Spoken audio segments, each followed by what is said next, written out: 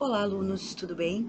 Aqui é a professora Vivian de Geografia e nós vamos para a nossa 10ª aula remota. Hoje a gente vai ter uma aula através de slides, onde vocês vão poder ver imagens e ouvir a explicação da professora.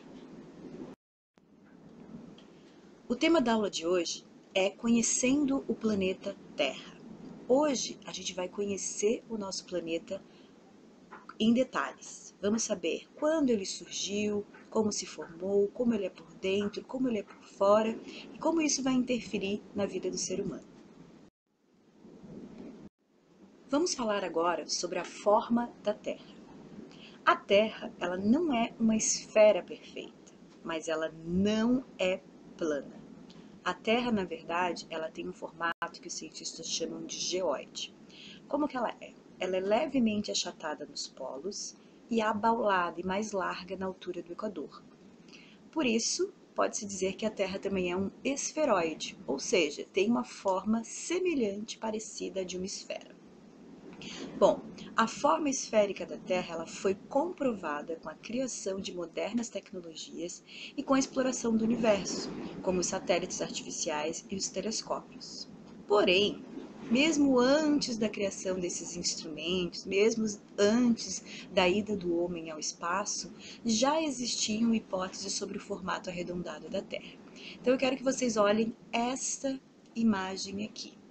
Essa imagem está no livro didático de vocês. Eu fiz uma foto e coloquei aqui para a gente observar. Então ele fala aqui ó, que mesmo antes da criação de instrumentos modernos, da exploração espacial, já se acreditava no formato arredondado da Terra. E foram várias observações. Observando eclipses, observando a curvatura da Terra, e uma das observações era feita no mar, olhando os navios. Então, o que acontece? Quando eu vejo uma embarcação vindo ou indo em direção ao horizonte, o que eles percebem? Que o barco ele vai sumindo aos poucos, vai primeiro desaparecendo. Olha aqui na figura 1 eu estou vendo o barco inteiro. Na figura 2, o barco vai se distanciando e o barco não vai ficando só pequenininho. O barco ele vai sumindo a parte de baixo, dando a impressão de que o barco está descendo, certo? Depois, some toda a parte do barco, só fica aparecendo a vela. E aqui embaixo tem a explicação. Olha só, a partir do momento que eu vou olhando, o barco está indo embora, vendo a curvatura. E aí, o que a gente consegue ver? A gente só consegue ver a parte de cima.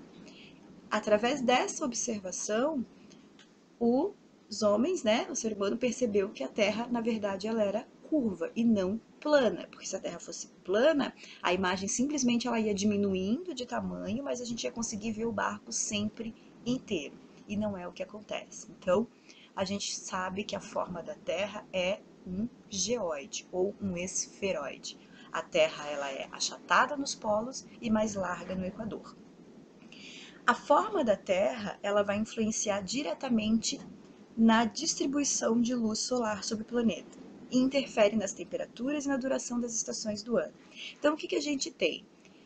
Na região mais abaulada, mais larga da Terra, que é a parte do Equador, recebe maior insolação, por isso é a parte mais quente do nosso planeta. Quando eu vou indo em direção aos polos, tanto o Polo Norte como o Polo Sul, a temperatura vai diminuindo, A gente vai tendo as partes mais geladas. A gente vai falar de zonas térmicas, de estações do ano mais para frente, mas lembrem da forma da Terra, que a forma da Terra é um esferoide ou um geóide. A maior parte dos cientistas que estudam o passado da Terra associa a origem do nosso planeta a essa teoria, a teoria do Big Bang. A teoria do Big Bang, ou grande explosão, é uma formulação sobre a origem do universo, e ela pressupõe a ocorrência de uma grande explosão há cerca de 15, 14 bilhões de anos. Então, a partir dessa grande explosão, ocorre uma expansão do universo e o agrupamento dos corpos celestes em galáxias. Por que aconteceu essa explosão? Os cientistas ainda não conseguem responder, ainda não existe uma resposta conclusiva quanto a isso. Mas o afastamento entre as galáxias é uma das principais evidências que ajudam a sustentar essa teoria, a teoria do Big Bang.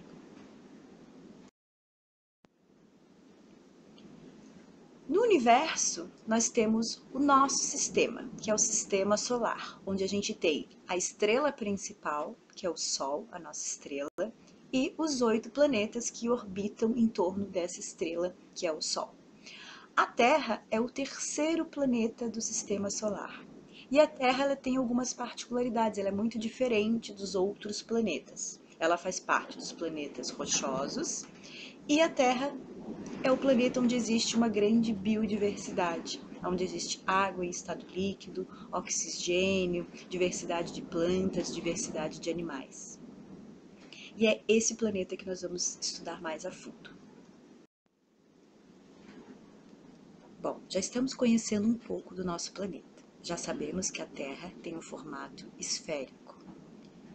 Já sabemos que a Terra é um planeta do sistema solar, que o nosso sistema solar pertence a uma galáxia que pertence ao universo. E que o universo, ele surgiu de uma grande explosão, há mais ou menos 15 bilhões de anos. Agora, nós vamos falar um pouco sobre a idade do nosso planeta, a idade da Terra. O universo ele tem em torno de 15 bilhões, mas o nosso planeta, a nossa Terra, ela tem cerca de 4,6 bilhões de anos. Essa imagem que vocês estão vendo se chama a escala geológica do tempo.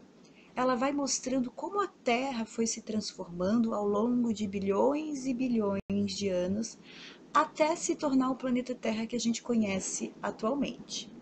Como que a gente observa essa escala geológica do tempo? Através do centro. Então, aqui no centro, a gente tem a Terra há 4,6 bilhões de anos. Como é que era esse planeta? A Terra, aqui ainda não existia nenhuma forma de vida, e a Terra era ainda um planeta de magma, né? Ele era um planeta ainda que estava se resfriando. Depois da explosão, o que a gente tinha no planeta? Era um planeta onde a crosta ainda não estava formada, ele tinha um núcleo sólido, e em volta desse núcleo a gente tinha muito magma. O que vai acontecer? Vai passar o tempo, né? A Terra vai começar a se resfriar. Com 3,8 bilhões de anos vão surgindo as rochas mais antigas. E aí aqui, ó, 2,7 bilhões de anos, as formas primitivas de vida. Essas formas primitivas de vida, elas vão surgir dentro dos oceanos, certo? Então a gente vai ter aqui, ó, protozoários e esponjas. E nesse primeiro momento da Terra ainda não vai existir muitas mudanças, porque o planeta ainda não tem as condições necessárias para abrigar a vida, muitas formas de vida, porque eu não tinha ainda oxigênio, né? A atmosfera ainda estava muito cheia de gases tóxicos, então as primeiras formações de seres vivos vão surgir dentro da água, dentro dos oceanos. Aí vão surgir as algas e as bactérias, e com 1 bilhão de anos passando, 600 bilhões de anos, aqui a gente vai entrar numa outra era, né? Como vocês podem ver aqui, ó, saiu do laranja, foi para o amarelo, que seria a era paleozoica. E aí o que vai acontecer no paleozoico? Vão começar a surgir protozoários e esponjas, os trilobitas, rochas sedimentares, os peixes, plantas terrestres. Olha só, a vida começa a sair da água e passa para a terra. Então surgem as primeiras plantas, anfíbios, né? Aqueles animais que vivem um pouco na água, um pouco na terra. Depois vão surgir os insetos, os répteis. Aqui, ó, os Apalaches e os Montes Urais, lá na Eurásia. Surgem as primeiras sementes e plantas, depois vai surgir o petróleo, e aqui a gente já passa para o verdinho. Qual é o verdinho? Mesozoica, né? Uma outra era geológica. Foi mudando. Nessa era mesozoica, a gente vai ter o período Jurássico, né? E esse período Jurássico é o que vai surgir o quê? Os dinossauros. Então, os dinossauros vão surgir aqui no período Jurássico, na era Mesozoica, e vão se extinguir ainda nessa mesma era um pouco tempo depois, né? Mais ou menos 130, 70 milhões de anos. Então a gente vai ter, ó, com 65 milhões de anos, a formação do Himalaia e das montanhas rochosas. Gravem isso, porque a gente vai falar da movimentação das placas tectônicas e a gente vai falar do surgimento do Himalaia. Aí vão surgir animais maiores, vão surgir mamíferos gigantes, as primeiras espécies de macacos aqui há 36 milhões de anos, os Alpes também da movimentação das placas, os pastos, outra formação de montanhas, Grand Canyon, que é uma ação geológica da água. A gente vai passar pelas eras glaciais, quem assistiu Era do Gelo, né? Então a gente vai ter aqui, ó, passamos da Cenozoica e chegamos na Era Cenozoica do Quaternário, que é a era, né, que é o período quaternário, que é o período onde a gente se vive hoje. Claro que esse período é muito grande, ó, começou há 2 milhões de anos atrás. Então a gente vai ter o Grand Canyon, a gente vai ter as eras glaciais, quem viu a Era do Gelo, né, o mamute. Aí depois no último milhão de anos, né, aqui ó, no finalzinho do quaternário vai surgir o homem. Então essa espiral aqui, ó, ela vai contando como que o nosso planeta vai se modificando ao longo do tempo. Então, gravem isso, que o nosso planeta ele tem aproximadamente 4,6 mil anos, e há 4,6 mil anos a Terra não era como ela é agora. Né? Eu não tinha todas essas condições que a gente tem hoje para ter essa diversidade de vida. Então, ao longo do tempo, a Terra foi se transformando e propiciando o desenvolvimento de várias. Ao longo desses 4,6 mil anos, foram surgindo as esferas da Terra. Então, o que aconteceu? Para existir vida na Terra, eu preciso de vários elementos. Vamos falar de alguns elementos. Eu preciso ter água, eu preciso ter oxigênio, eu preciso ter uma atmosfera, eu preciso ter uma litosfera, eu preciso ter rochas, eu preciso ter solo, onde eu vou me firmar a minha vida, onde eu vou plantar, onde eu vou colher. E esses elementos importantes, eles formam as esferas da vida, que são as esferas da biosfera. Então eu tenho 3 esferas que foram surgindo ao longo daqueles 4,6 bilhões de anos que a gente viu na escala geológica do tempo. O que surgiu primeiro? A litosfera. Que a litosfera ela é uma esfera de rochas e solo. Então, à medida que a Terra foi se resfriando, que houve um resfriamento do magma depois da grande explosão, foi surgindo a litosfera. Então surgiu primeiro a crosta terrestre, com rochas e solo. Ainda não existia água nem atmosfera, né, não tóxica. Depois, né, ao longo de anos, surgiu a hidrosfera, surgiu a água. Né, através do resfriamento, teve uma chuva de milhares e milhares de anos, essa chuva foi se acumulando e ela foi se acumulando nas partes mais baixas do relevo, formando os oceanos e os mares. Quando a gente estava vendo a escala geológica, a gente viu que as primeiras formas de vida surgiram dentro dos oceanos. E vocês viram que surgiram algas nos oceanos. Essas algas, elas começam a liberar oxigênio. E esse oxigênio liberado pelas algas dos oceanos vão propiciar o quê? Que a nossa atmosfera comece a se formar, que a nossa atmosfera deixe de ser uma atmosfera tóxica e tenha uma atmosfera com oxigênio. Então eu vou ter aqui, ó, atmosfera, hidrosfera e litosfera. Quem surgiu primeiro? A litosfera. Em seguida, a hidrosfera, por último, a atmosfera. A soma dessas 3 esferas aqui forma o que a gente chama de biosfera, ou seja, a esfera da vida. Então, as esferas da Terra. Vamos começar pela litosfera, que foi a primeira que surgiu. A litosfera é o ambiente das rochas e dos solos. Tem uma imagem aqui para exemplificar mais ou menos, né, as rochas aqui da litosfera. A hidrosfera é o ambiente aquático, composto pelos oceanos, mares, rios, lagos e aquíferos. Vamos falar de cada um deles quando a gente estiver estudando a hidrosfera. Então, aqui uma imagem, né, que representa o ambiente aquático. Por fim, a atmosfera, que é o ambiente composto pelos gases que envolvem o nosso planeta, dentre eles o oxigênio, que não é o gás mais abundante na atmosfera, mas é um gás super importante para a manutenção da vida na Terra. Então, a biosfera ela é a interação entre as esferas da Terra. Quais são as esferas da Terra? Atmosfera, hidrosfera e litosfera.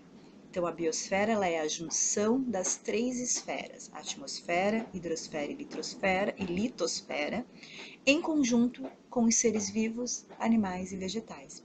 Então, essa imagem aqui é uma imagem muito bonita de uma praia no litoral de Portugal, Algarve, e aqui a gente vê essa interação entre as esferas da biosfera, né? A gente consegue perceber o céu aqui, a atmosfera, o mar, a hidrosfera, as rochas, o solo, a litosfera e os seres vivos, né? Compondo essa imagem, compondo a biosfera. Agora que nós já conhecemos a biosfera e já sabemos que ela é composta por três esferas, litosfera, hidrosfera e atmosfera, e já sabemos, né, que através do tempo geológico da Terra que essas esferas foram se formando ao longo de 4,6 bilhões de anos, nós vamos estudar cada esfera separadamente, começando pela primeira que se formou, que foi a litosfera.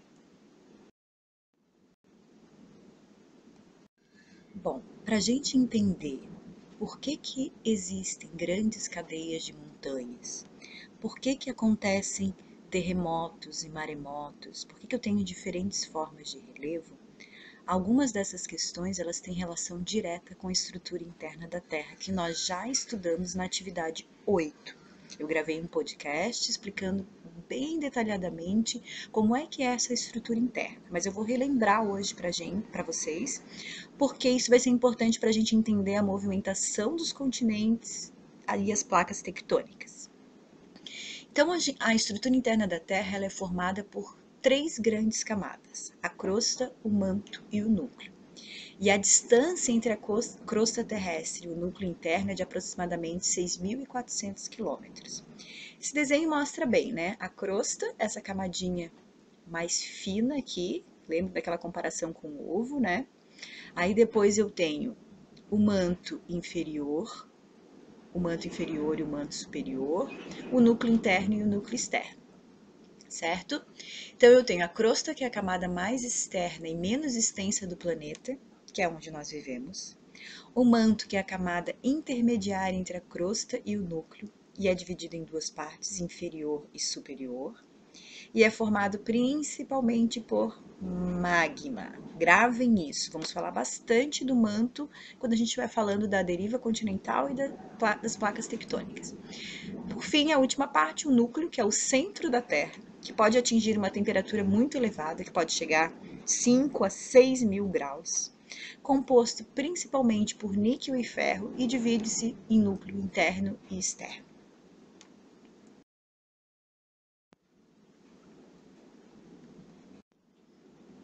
Existem duas teorias sobre a formação dos continentes. Uma é a teoria da deriva continental, que foi no início do século XX, e a segunda teoria, que aperfeiçoa o que faltava na teoria da deriva continental, que foi no mesmo século XX, mas na década de 50 e de 60. Bom, o que falava a teoria da deriva continental que foi desenvolvida por Alfred Wegener no início do século XX? Essa teoria postulava que há cerca de 300, 200 milhões de anos atrás, todos os continentes estavam agrupados num único continente que ele chamou de Pangeia. Então, esse desenho aqui mostra como é que era a Pangeia. Então, todos os continentes, Europa, Ásia, África, América, Antártica, Oceania, aqui é um pedacinho que vai ser a Índia, estava tudo agrupado. O que vai acontecer?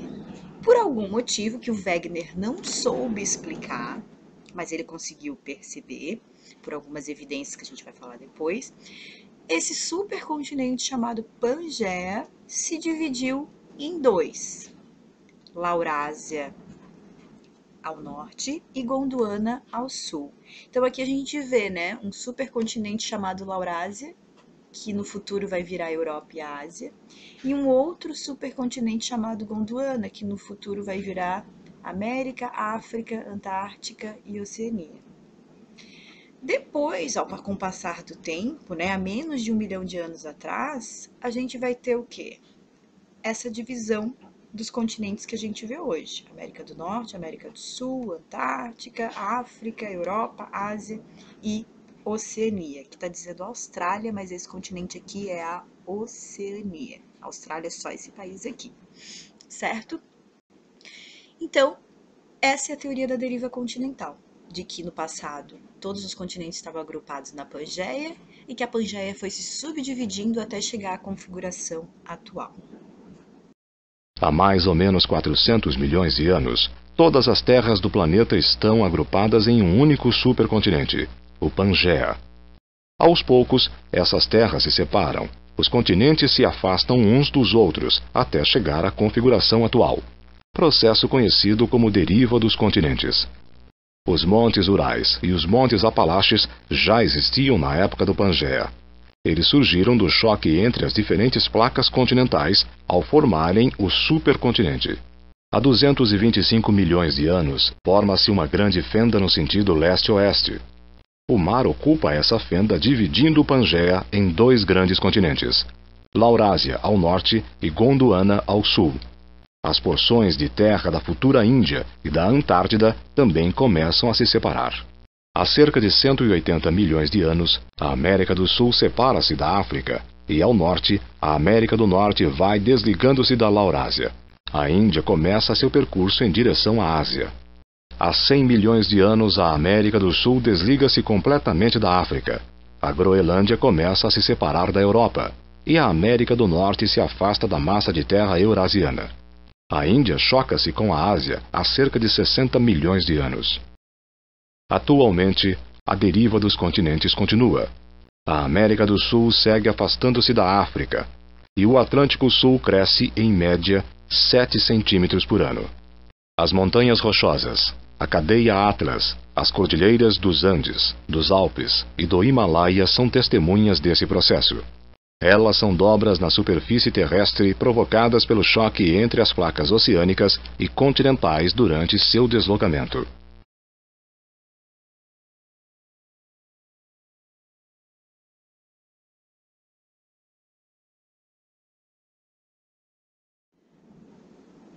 Bom, e como que o Wegener formulou a sua teoria da deriva continental? Como que ele chegou à conclusão de que os continentes estavam todos juntos e que foram se afastando ao longo do tempo? Wegener ele observou duas evidências. Primeiro, o encaixe das costas da África e da América do Sul. Ele observou nos mapas que o contorno da África e da América do Sul se encaixavam perfeitamente. E isso deu a ideia de que no passado eles poderiam ter estado juntos. Outra evidência foi a fauna e a flora, tanto da costa oeste da África como da costa leste da América do Sul, muito semelhantes. Então, através dessas duas evidências, ele formulou a teoria dele. Só que a teoria do Wegener, ela tinha uma inconsistência. Por quê?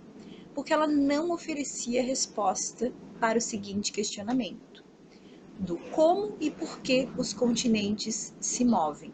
Por que os continentes estavam antigamente juntos num único continente chamado Pangeia, que foi se subdividindo até surgir os 6 continentes que a gente conhece atualmente.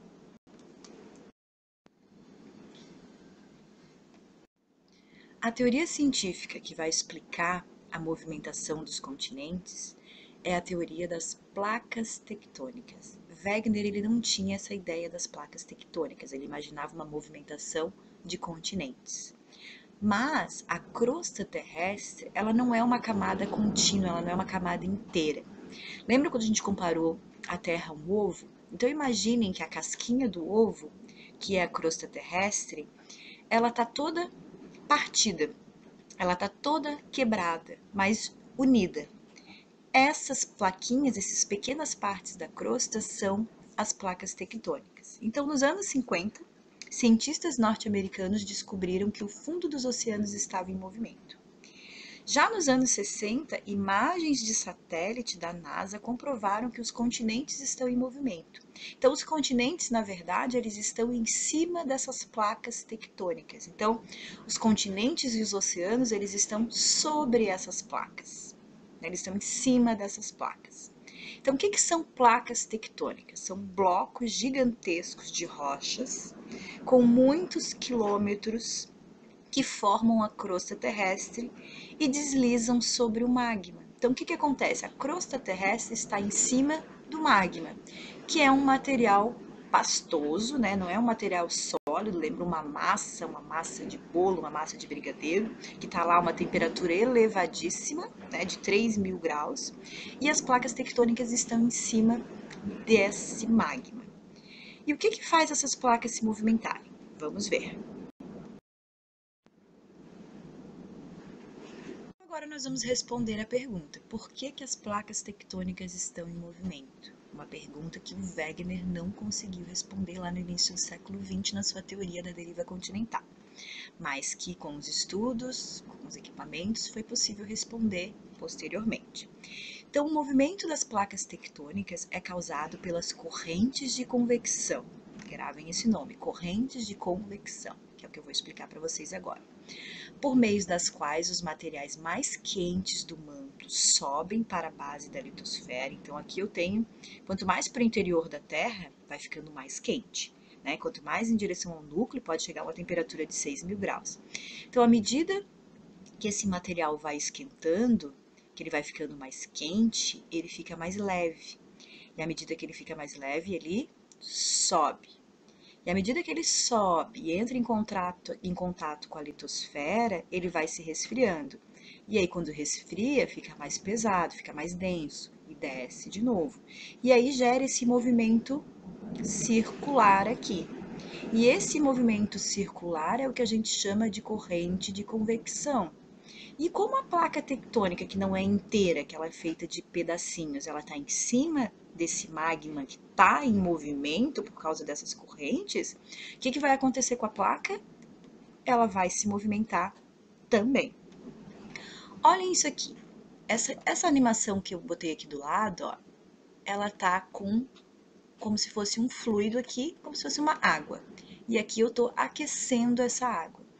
À medida que eu vou aquecendo essa água, a parte que está mais próxima aqui do fogo vai ficar mais quente. Se ela fica mais quente, ela fica menos densa, né? E se ela fica menos densa, ela vai começar a subir. Quando ela chega mais na superfície, ela fica mais fria, menos quente, e ela vai descer e vai formar essas correntes de convecção. Isso a gente pode perceber em casa. Quando a gente coloca alguma coisa, né, uma panela com água para ferver, se vocês fizerem essa experiência, coloca um ovo para cozinhar na água. O que vai acontecer com aquele ovo? À medida que a água começa a ferver, o ovo ele começa a se movimentar. Coloquei uma batatinha lá para cozinhar, né? Vou lá olhar a panela da mãe, o arroz, o feijão. Tudo que eu colocar para ferver, ele vai gerar um movimento. Por quê? Por causa das correntes de convecção. Então, imaginem a placa tectônica. A placa tectônica, ela está em cima dessa magma. E esse magma, ele está em movimento por causa da temperatura. Então, à medida que a temperatura aumenta e diminui, forma essas correntes de convecção. Então, aqui, ó, o modelo animado de corrente de convecção térmica formadas num fluido de água dentro de um recipiente aquecido. Antes que a água ferva, estabelecem as correntes de convecção térmica ascendentes desde o fundo do recipiente até a superfície da água. Essas correntes ascendentes originam correntes radicais de superfícies e arrefecem. Por isso, descem pelas paredes do recipiente, uma vez que a água fria é mais densa do que a água quente. Desse modo, as correntes são contínuas, enquanto houver calor e fluido. Então, o que acontece aqui na Terra? A gente tem calor do núcleo, um calor de quase 6.000 graus. E a gente tem esse material fluido, esse material pastoso que é o magma. Então, sempre vai ter o centro da Terra mais quente e a superfície da Terra mais fria. E aí, essas correntes de convecção, elas são contínuas. Então, o movimento das placas tectônicas, ele é contínuo.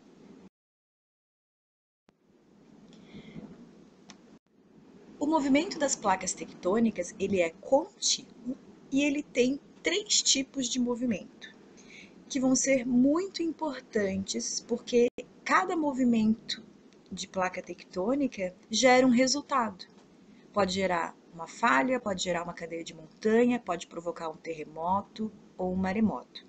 Então, são 3 tipos de movimento. Os terremotos são resultados da interação das placas. Então, vamos lá. Placas convergentes. O movimento quando as placas aqui, ó, vai uma em direção à outra, ou seja, as placas se chocam. Quando as placas convergem, quando elas vão uma em direção à outra, uma delas mergulha sobre a outra.